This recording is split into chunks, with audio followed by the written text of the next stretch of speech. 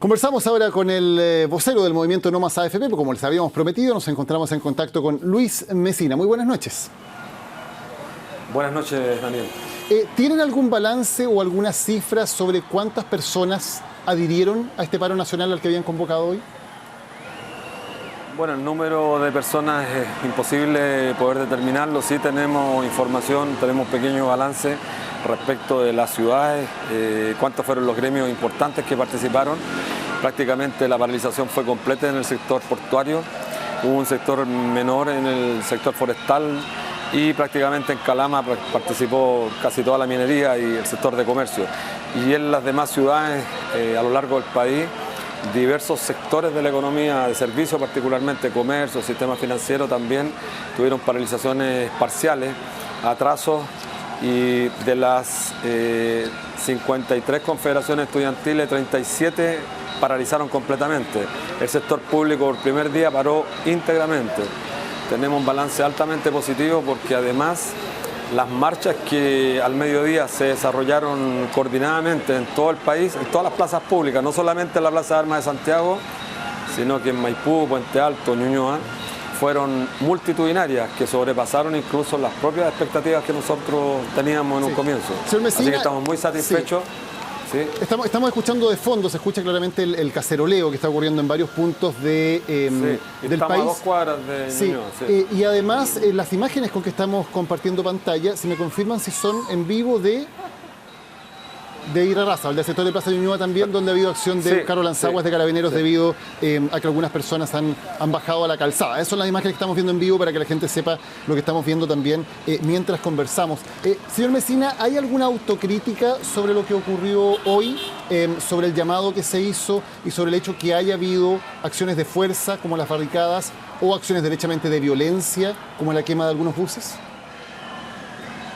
No, lo de la quema de los buses que denunció el subsecretario del Interior no guarda absolutamente ninguna relación con nosotros.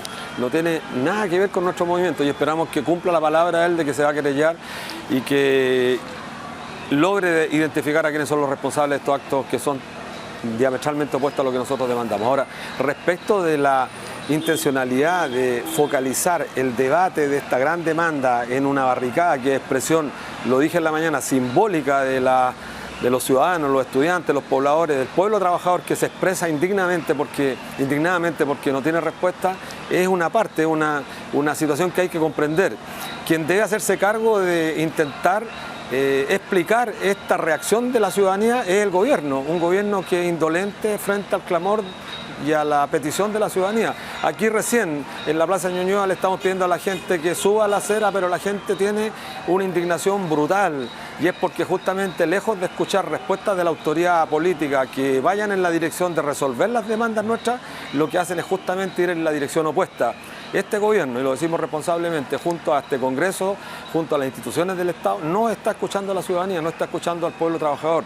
Prueba de ello es que hace 2 domingos atrás, más del 60% no participó en los actos, en una clara señal de que tiene desconfianza. Sin embargo, de nuestro movimiento la gente tiene mucha confianza y esperamos que siga incrementándose esta a lo largo de los tiempos, de los meses. ¿Y esa confianza, señor Mesina, no se puede afectar con hechos como los de hoy día? Le pregunto porque cuando han organizado marchas, que han sido multitudinarias, que han sido pacíficas, han sido incuestionables y el debate se ha centrado solamente sobre el tema de fondo, sobre los problemas que hay en las jubilaciones en Chile. Hoy, en cambio, el escenario es distinto. Y mucha gente cuestiona también el tema de la forma de manifestarse. ¿No es eso un error que puede sacar al movimiento de un foco que hasta ahora había sido tremendamente exitoso en poner un tema en la discusión pública? Sí, habíamos logrado justamente durante 3 meses instalar en la agenda pública del debate nacional el tema de las pensiones. Pero también creo que debemos ser responsables y pasar a una fase superior. No podemos contentarnos con que nos digan, como dijo uno de los ministros voceros del gobierno, que le gustan estas marchas lúdicas, alegres, etcétera, etcétera, porque en el fondo estamos demandando un problema real que tiene que ver con que nuestros viejos se están muriendo a los 75 años trabajando todavía porque sus pensiones son miserables. Ese es el drama al que están abocados la gran mayoría de los trabajadores chilenos. Y por eso el tiempo juega en contra nuestra. Y por eso hacemos acciones que son un poco más fuertes, que buscan lograr que este gobierno, que las autoridades accedan a la petición nuestra, que no es lisa y llanamente acoger íntegramente lo que estamos planteando, pero sí avanzar en una propuesta que implique mejorías en las pensiones, que por supuesto no va a ser en el marco del decreto ley 3500 o en el marco del debate con los dueños de las AFP. Señor Mesina, cuando usted dice, y lo cito textualmente, que hay que pasar a una fase superior, ¿qué significa eso? ¿Qué viene ahora? ¿Cuál es el siguiente paso? Que no nos debemos contentar los trabajadores con hacer marchas lúdicas, como dijo el ministro, con protestas o paralizaciones, sino que pasar acciones, como hemos dicho tantas veces, que descanse su consecución en las manos de quienes tienen la posibilidad de cambiarlo, que somos los trabajadores. Lo hemos dicho responsablemente, si nos cambiamos todos de la AFP Provid y de la AFP Cuprún, vamos a lograr un impacto global, un impacto que va a obligar a la institucionalidad a avanzar rápidamente en transformaciones estructurales, no le quepa ninguna duda. Y por eso decimos que a diferencia del pasado, a diferencia de otros tiempos, el poder hoy día descansa en la decisión que tengamos los trabajadores de dar paso en la dirección de conseguir seguridad social. Y que no está dependiendo de otros actores. Sí, ahora ese llamado se ha hecho, el llamado a cambiarse al fondo E, luego el llamado a salir de estas dos AFP, pero no ha tenido un mayor efecto. El sistema no ha tenido un cambio masivo hacia esos sectores. Bueno, vamos a verlo en la próxima semana cuando lancemos la campaña efectiva de cambiarse de la AFP Provid y la AFP Cuprún. Vamos a ver cuál es la reacción. Y este movimiento apuesta justamente con la confianza que nos deposita la ciudadanía.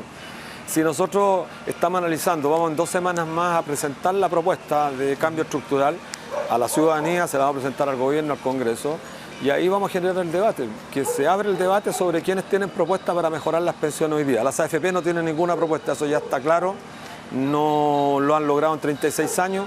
Todas las propuestas que han efectuado en este último tiempo insisten en lo mismo: aumentar las contribuciones de los trabajadores, aumentar la de jubilación y aumentar el pilar solidario, que no resuelven las pensiones de los trabajadores. Y además de esta campaña, además de la presentación de la propuesta ya concreta del movimiento, ¿hay una nueva manifestación, una nueva protesta o un nuevo paro? ¿Cuál es el siguiente paso en términos de acciones, digamos, en la calle? Lo vamos a discutir la próxima semana en la Coordinadora Nacional y va a ser público el planteamiento, porque algo que la ciudadanía también le reconoce legitimidad a este movimiento, que todo, absolutamente todo, lo discutimos con la gente y lo vamos a conocer previamente y trabajamos para conseguir esos objetivos. No crea usted que cuando convocamos las marchas las convocamos y nos sentamos a esperar que la gente marche. Trabajamos para que la gente participe, así como trabajamos fuertemente para que este paro protesta fuera todo un éxito. Señor Mesina, la presidenta Bachelet por primera vez contestó una pregunta, un emplazamiento a través de su cuenta de Twitter. Le contestó a usted hoy día, que le había dicho: presidenta, desde el 31 de agosto esperamos su respuesta. Usted quedó de darla en 3 semanas.